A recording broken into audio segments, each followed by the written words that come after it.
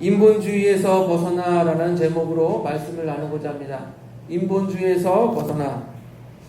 최근에 모든 사람이 놀라게 했던 대한민국의 이슈가 있죠. 바로 대한민국의 서울시장이 자살하는 사건입니다. 그러나 그거는 이제 그렇게 놀랄만한 일이 아닌 게 이미 몇 년 전에 대한민국의 대통령 노무현 대통령이 자살로 이미 나라가 많이 시끄러웠었죠. 그런데 여러분 왜 자살을 선택했을까요? 남들이 보면 부러울 것이 없잖아요. 아니 대한민국 세계 10위라는 대한민국의 수도 서울 1000만인가 2000만 인구가 산다는데 1000만 인구가 산다는데 서울의 그 큰 서울 메트로시티 거기에 시장이 뭐가 부러워서 뭐가 아쉬워서 자살을 했을까요? 또한 한 나라의 대통령이라면 그 시대에서 정말 최고의 자리까지 오른 건 아닙니까? 그런 사람이 뭐가 아쉬워서 뭐가 부족해서 자살을 했을까요? 저는 이 사건들을 통해서 또 무슨 정치 얘기하는 거 아닙니다. 정치 얘기하는 거 아니니까 모든 정치적인 사건들을 배제하고 우리는 아주 쉽게 이렇게 얘기할 수 있을 것입니다. 행복이 성적순이 아니듯이 행복은 명예나 권력 순이 아니다. 이렇게 얘기할 수도 있을 거예요. 그러나 제가 오늘 여러분과 함께 나누고 싶은 이야기는 단순히 행복은 명예나 권력 순이 아닙니다. 이 얘기를 나누고자 하는 것이 아니라 이 자살이라는 것이 가지고 있는 함축적인 의미에 대해서 우리가 함께 이야기를 나눠보고자 합니다. 나누기 위해서 우리가 본문으로 들어가면 우리가 쭉 배웠어요. 블레셋 전투에서 사울 왕과 그 아들들이 모두 죽게 되는 모습을 봅니다. 물론 앞에서 사울이 아멜렉을 진멸하라는 말씀에 순종하지 않음으로 말미암아 왕위를 빼앗길 것과 그 다음에 신접한 여인을 불러서 누구를 만났죠? 사무엘의 영을 만나서 무슨 얘기를 들었습니까? 내일 너와 내 아들들이 나와 함께 있으리라. 즉 곧 내일 죽게 된다. 너는 네 세 아들과 함께 죽게 된다. 그 말을 들었습니다. 그 예언을 들었습니다. 사울과 그의 아들들이 모두 죽게 된다는 예언을 이미 사무엘로부터 들은 것이죠. 우리 사무엘상 31장 2절을 볼까요? 한번 31장 2절을 보세요. 31장 2절 우리 같이 읽습니다. 시작. 블레셋 사람들이 사울과 그의 아들들을 추격하여 사울의 아들 요나단과 아비나답과 말기수아를 죽이니라. 이미 사울의 세 아들은 어떻게 됐어요? 죽었어요. 세 아들은 죽었습니다. 이제 누가 남았어요? 예언 가운데 사울만 남았어요. 사울만 죽으면 이제 예언이 성취되는 것입니다. 사울은 이제 블레셋과 전투에서 패전하여서 도망가고 있을지도 몰라요. 도망가고 있었는데 블레셋의 활 쏘는 자가 사울을 맞췄어요. 그래서 중상을 입었다라고 성경은 기록하고 있습니다. 이제 사울의 입장에 대해서 한번 생각을 해보세요. 전쟁에 나갔는데 세 아들이 죽고 자기는 도망가다가 활 맞아서 이제 중상을 입고 움직이지도 못하고 이 죽을 지경에 처해 있는 거예요. 이제 희망이 보이지 않습니다. 되살아날 희망이 보이지 않아요. 그래서 어떤 선택을 합니까? 극단적인 선택을 하죠. 우리 31장 4절을 봅시다. 31장 4절 우리 같이 읽습니다. 4절 시작. 그가 무기 든 자에게 이르되 내 칼을 빼어 그것으로 나를 찌르라. 할례 받지 않은 자들이 와서 나를 찌르고 모욕할까 두려워하노라. 하나 무기를 든 자가 심히 두려워하여 감히 행하지 아니하는지라. 이에 사울이 자기 칼을 뽑아서 그 위에 엎드러지매. 어떻게 떼요? 무기를 든 자는 곧 사울을 쫓아다니는 전쟁터에 쫓아다니는 종이었을 거예요. 종에게 야 나를 찔러 죽여라. 왜? 왜요? 할례받지 않은 이방인 블레셋 사람들에게 내가 그들의 손에 죽음으로 모욕당하기 싫다. 그런데 이 무기든 자 종은 어떻게 합니까? 감히 왕을 죽이기를 두려워하지요. 여러분, 누구나 저나 여러분이나 그 상황이 돼서 왕이 죽여달라고 하면 왕을 쉽게 죽일 수 없을 거예요. 쉬운 일은 아니었을 것입니다. 그렇게 무기든 자가 주저하고 있으니까, 죽여주지 않으니까 사울이 어떡합니까? 자기가 스스로 칼을 뽑아서 자기 배에 꽂고 엎드러져 죽었다. 즉 자살했다라고 말하고 있어요. 그리고 그 사울이 죽는 모습을 보고 그 무기든 자 종도 어떡합니까? 자기도 칼을 뽑아서 자기 배에 엎드러져 죽었다라고 말하고 있어요. 자살합니다. 여러분, 이 장면을 한번 생각해 보세요. 머릿속으로 한번 상상해 보세요. 한 나라의 왕이 전쟁터에 나갔는데 자기의 든든한 아들, 세 아들도 전쟁터에서 죽었어요. 그리고 자기도 움직일 수 없을 만큼 중상을 입어서 자살을 해버렸어요. 그리고 그 왕을 지키던 종, 무기든 자도 자살을 해버렸어요. 이 얼마나 비극적인 상황입니까? 아들과 세 아들과 아버지, 부자가 모두 죽고 그를 지키던 종도 죽고, 그냥 아주 비참한 일이 아닐 수가 없습니다. 우리는 이 사울 왕과의 비극적인 죽음을 보면서 그가 그렇게 죽게 되는 과정을 한번 생각해 볼 필요가 있습니다. 여러분, 사울이 왕이 될 때만 해도 어땠어요? 키도 훤칠하게 머리 하나만큼 크고, 또 뭐라 했어요? 외모가 준수하고 미래가 촉망받는 젊은이였어요. 왕이 될 사람이었어요. 그리고 그 자에게 그 훤칠하고 멋있는 그 사울에게 사무엘이 기름을 부었고 하나님 기름을 부음으로 말미암아 왕이 되었어요. 그래서 그 후에 사울 왕은 나름대로 열심히 잘 살아보려고 노력을 했어요. 최선을 다했습니다. 어떻게 해요? 자기의 왕위를 계속 유지하기 위해서 백성들이 자기를 좋아하나 안 좋아하나 눈치를 보고, 그리고 사무엘 앞에서도 사무엘에게 뭐라고 말합니까? 저 백성들 앞에서 저를 좀 이렇게 축혀 세워주세요. 이렇게 말하곤 했습니다. 또 정적인 다윗을 뭐라고 했어요? 만만이고 사울은 천천히 다니까 나보다 제가 인기가 많네? 정적인 다윗을 죽이려고 발을 벗고 뛰어다녔어요. 어떻게든 죽여보려고 했는데 결국 다윗이 이웃나라 블레셋으로 망명함으로 말미암아 일단 다윗을 쫓아내는 것은 성공했어요. 이제 블레셋이 쳐들어오니까 두려웠어요. 두려우니까 어떻게 했어요? 어떻게든 이겨보겠다고 신접한 여인을 찾아갑니다. 하나님이 신접한 여인을 함께하지 말라고 했던 금하였던 신접한 여인을 찾아가서 어떻게든 이길 방법을 찾아보려고 노력했던 자가 사울입니다.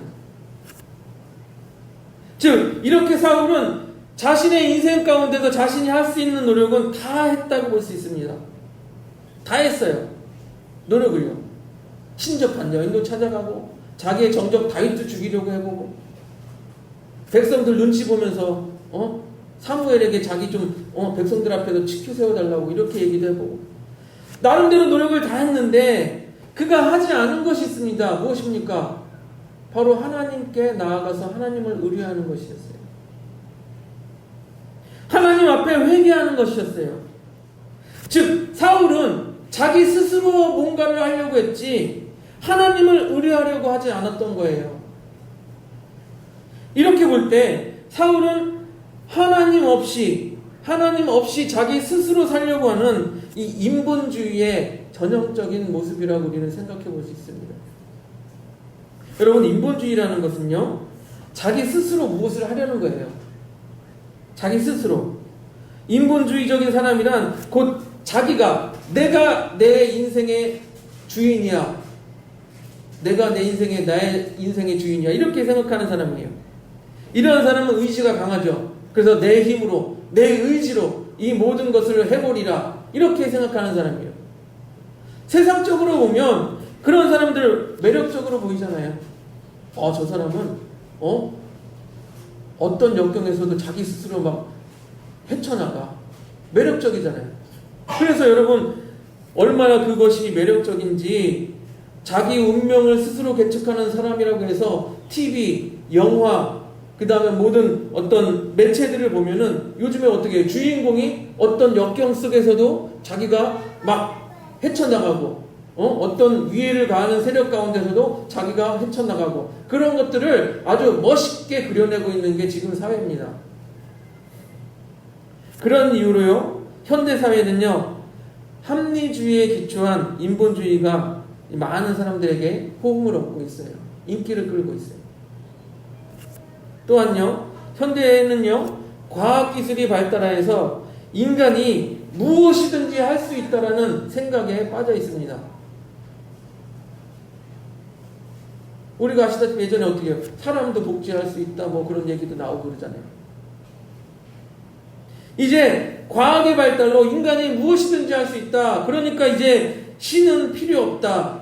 신은 부정한다. 이렇게 돼버리는 거예요. 심지어 신의 영역까지 넘보면서 생명을 창조하려고 하고 신의 영역까지 넘보면서 자기가 스스로 인간이 스스로 구원받을 수 있다고 하면서 온갖 수행을 하고 착한 일을 하면 구원받을 수 있다. 뭐 이런 식으로 해서 그런 종교들이 사람들한테 인기를 얻고 있습니다. 여러분, 이렇게 현대사회는요, 인본주의 사회화 돼가고 있습니다. 그 사회에 우리가 살고 있는 거예요.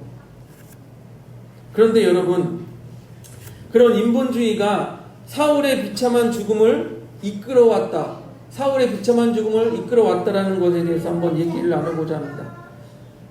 앞에서 말씀드린 것 같이 사울은 자기 인생에서 자기가 스스로 그 문제들을 해결하려고 부단히 노력하면서 살아왔어요. 하지만 그의 삶에서 자기가 노력하면 할수록 자기가 힘을 쓰면 쓸수록 어떻게 돼요? 하나님과 점점 멀어지게 되었죠. 먼저는요, 아멜렉을 진멸하라고 했어요. 하나님께서는요. 그럼 하나님 명령대로 아멜렉을 진멸하면 돼요. 근데 자기 생각이 앞서서 좋은 것들은 양의 좋은 것, 그 다음에 소의 좋은 것들은 백성들을 위해서 남겨뒀어요. 그러면서 뭐라고 핑계대요? 하나님께 제사 지내려고 남겨놨어요. 이렇게 핑계를 대잖아요. 그런 상황 속에서 뭐라고 말합니까? 우리 사무엘상 15장 30절 사모님 넘겨줘 보세요. 우리 같이 보겠습니다. 자기가 그렇게 불순종해놓고 이렇게 말합니다. 한번 같이 읽습니다. 시작. 사울이 이르되 내가 범죄하였을지라도 이제 청하옵나니 내 백성의 장로들과 이스라엘 앞에서 나를 높이사 나와 함께 돌아가서 내가 당신의 하나님 여호와께 경배하게 하소서 하더라. 뭐라고 해요? 파란색 보세요. 내 백성의 장로들 앞과 이스라엘 앞에서 나를 높여달라고 말하고 있어요. 자기가 하나님 앞에 순종하지 않아 놓고선 사무엘에게는 나 좀 높여주세요. 장로들 앞에서, 이스라엘 백성들 앞에서 나 좀 높여주세요. 자기 체면만 생각하고 있는 거예요. 하나님의 일은 뒷전이고 일단은 백성들과 장로들 앞에서 자기 좀 지켜 세워달라는 겁니다. 높여달라는 겁니다. 그리고 오늘 본문을 보세요. 죽는 순간에도 이렇게 말합니다. 우리 4절에서 봤던 것처럼 할례 받지 않은 자들이 와서 나를 찌르고 모욕할까 두려워하노라. 지금도 뭐래요? 죽는 순간에도 나를 모욕당할까봐 나 두렵다. 그냥 자살해버려야지. 이렇게 말하고 있는 거예요. 예? 하지만 다윗을 보세요. 여러분, 다윗은요, 골리앗과 싸울 때 유명한 말, 이 말을 합니다. 내가 모욕하는 이스라엘 군대의 하나님의 이름으로 내게 나아가노라.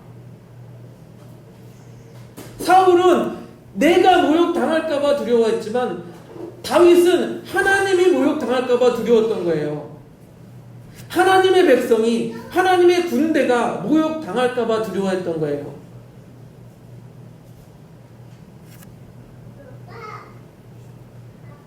생각하는 게 다르죠.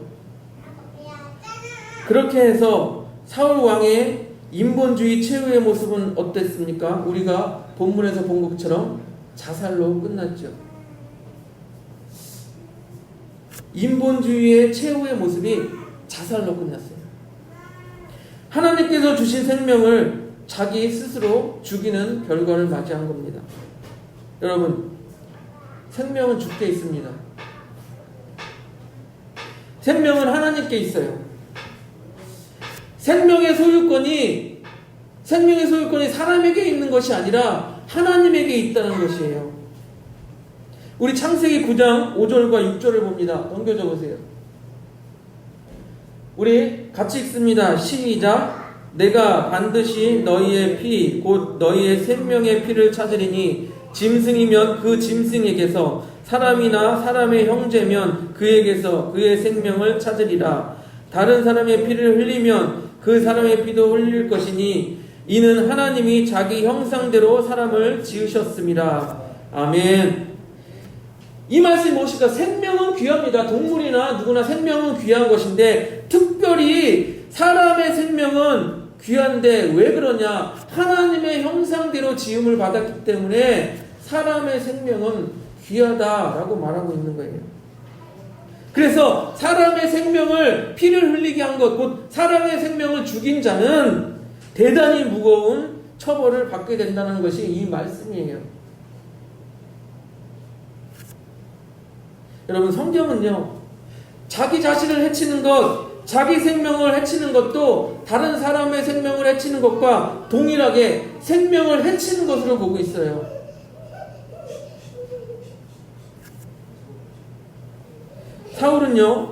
사울은 이렇게 고귀한 하나님의 형상인 자기 자신을 죽여버리는 죄악을 범하고 만 것입니다. 이것이 인본주의의 끝이에요. 왜요? 인간은 스스로 뭐든지 할 수 있으니 자기 생명도 끊어버릴 수 있다. 이거 인본주의적인 생각인 거예요. 즉 하나님의 소유권, 생명이 하나님께 있다는 소유권을 인정하지 않고 인간은 뭐든지 할 수 있으니 내 생명도 내가 끊어버리겠다. 여러분, 물론 하나님을 믿는 그리스도인들에게도 자살에 대한 충동이 오는 것을 충분히 이해합니다. 저도 느낀 적이 있고. 얼마나 힘들면 그렇게까지 생각을 하겠습니까? 이렇게 내가 죽으면 이 고통에서 해방되겠지. 내가 죽어버리면 내가 지금 당하고 있는 고난에서 벗어나겠지. 이런 생각들이 들거든요. 그러나 여러분, 그런 달콤한 유혹은 결국 우리를 하나님으로부터 이게 멀어지게 만드는 거예요. 하나님으로부터 멀어지고 하나님으로부터 떼어놓으려는 세력이 누구입니까? 사탄, 마귀의 세력이죠. 즉 마귀가 우리에게 달콤한 유혹으로 속삭이는 것입니다. 그래, 자살해버려, 죽어버려. 그러면 이 고통에서 해방될 수 있어.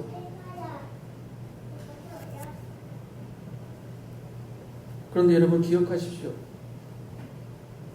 우리가 아무리 힘들어도, 우리가 아무리 어려워도 하나님의 형상을 닮은 고귀한 우리 자신을 버려서는 안 되는 거예요.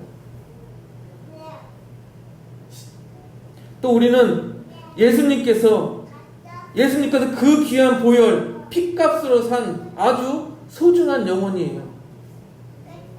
우리가 그만큼 예수님의 핏값으로 치루어진 소중한 영혼임을 기억하시기를 바랍니다. 예수님께서 뭐라고 말씀하십니까? 수고하고 무거운 짐진 자들아, 다 내게로 오라. 내가 너희를 쉬게 하리라. 예, 물론 여러분이 가지고 있는 모든 짐을 주님께 맡겨버리세요. 그게 율법의 짐이든 마음의 짐이든 어떤 짐이든 주님께 맡겨버리세요. 여러분, 유명한 의자의 비유가 있어요. 의자의 비유. 제가 이렇게 무거운 짐을 이렇게 들고 있다고 해요. 짐을 들고 있는데 짐을 들고 있으면서 아우 무거워 죽겠네, 무거워 힘들어 죽겠네, 이렇게 고민을 해요. 예수님은 뭐라고 해요? 야, 너 그렇게 힘들어하지 말고 뒤에 의자에 앉아.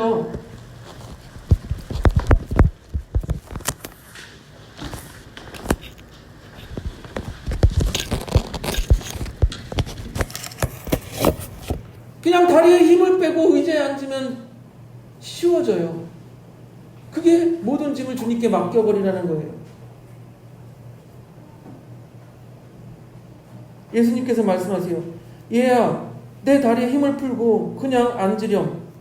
예수라는 의자에 그냥 내 몸을 맡기면 돼요. 여러분, 시편 40편 5절은요 우리에게 이렇게 말씀하고 있습니다. 넘겨 적으세요. 시편 40편 5절 우리 같이 읽습니다. 시작. 내 혼아 낙심하여 어찌하여 내 속에서 불안해하는가. 너는 하나님께 소망을 두라. 그가 나타나 도우심으로 말미암아 내가 여전히 찬송하리로다. 우리 다시 한번 읽을게요. 시작. 내 영혼아 내가 어찌하여 낙심하며 어찌하여 내 속에서 불안해하는가. 너는 하나님께 소망을 두라. 그가 나타나 도우심으로 말미암아 내가 여전히 찬송하리로다. 아멘. 사랑하는 성도 여러분, 우리가 오늘 사울의 비참한 최후를 보면서 그는 왜 자살했을까? 이렇게 생각해 보게 됩니다. 사울 왕은요 끊임없이 자기 스스로 자신의 삶을 해결하려고 노력한 사람이에요. 하나님 중심으로 살기보다는 사람들이 자기를 어떻게 볼까? 주변 사람들이 자기가 주변 사람들의 시선 중심으로 살아간 사람이에요. 결국 최후의 순간에도 어떻게 생각했습니까? 최후의 순간에도 다른 사람들이 나를 어떻게 볼까 고민했어요. 그래서 모욕당하지 않는 방법으로 자살을 선택한 사람이 오늘 사울이에요. 여러분, 그것이 인본주의의 최후적인 모습이에요. 인본주의의 최후입니다. 여러분, 예수님은 자신의 핏값으로 우리를 구원하셨어요. 또한 하나님께서는요 자신의 형상대로 우리를 만드셨어요. 그래서 모든 사람, 각자 한 사람 한 사람이 귀한 하나님의 형상이기 때문에 함부로 해서는 안 되는 거예요.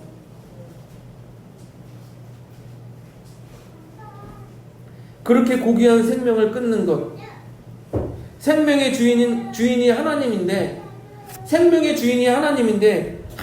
주인인 하나님 허락도 없이 자기 마음대로 자신의 생명을 끊는 것은 자기 스스로 뭐든지 할 수 있다라는 그런 인본주의적인 생각인 것입니다. 여러분, 우리는 이렇게 혼돈의 세상 속에서 인본주의를 넘어서서 하나님 중심으로 살아가시는 우리 그 사람교회 성도님들이 되시기를 주님의 이름으로 축복드립니다.